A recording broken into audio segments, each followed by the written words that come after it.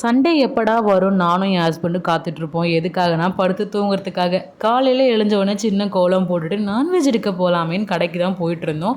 இன்றைக்கி எங்கள் வீட்டுக்கு கெஸ்ட் வராங்க. ஸோ அதனால் மீனும் சிக்கனும் எடுக்கலாமேன்னு போயிட்டுருந்தோம்.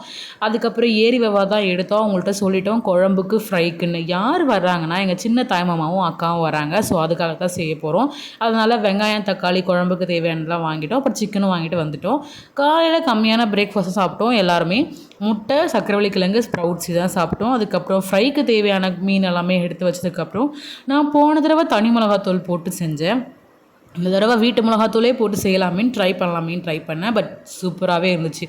ரிசல்ட் சூப்பராகவே இருந்துச்சு. அதுக்கப்புறம் எல்லாத்தையுமே மேக்னேட் பண்ணி எடுத்து ஃப்ரிட்ஜில் வச்சுட்டேன். மீதி மீன் வந்து குழம்புக்கு போடலாமேன்னு சொல்லிட்டு குழம்பு கொதிக்கும் போது மீன் நிறையாவே போட்டேன். ஏன்னா என் ஹஸ்பண்ட்க்கும் எங்கள் அம்மாவுக்கும் குழம்பு மீன் தான் ரொம்பவே பிடிக்கும். சரி ஓகே சிக்கனும் சைட் பை சைட் செஞ்சிடலாமேன்னு சொல்லிட்டு அதையும் செஞ்சேன். இன்றைக்கி வந்து நான் ட்ரை சுக்கா மாதிரி தான் பண்ணேன்.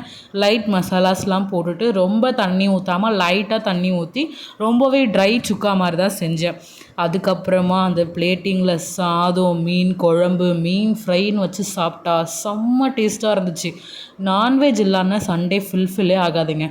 எத்தனை பாட்டு வந்தால் அண்ணன் எனக்கும் அவருக்கும் இதுதான் ஃபேவரட் சாங். அழகாக எங்களோட கோல்ட் காஃபியோட இந்த டேவை ஃபினிஷ் பண்ணிட்டோம்.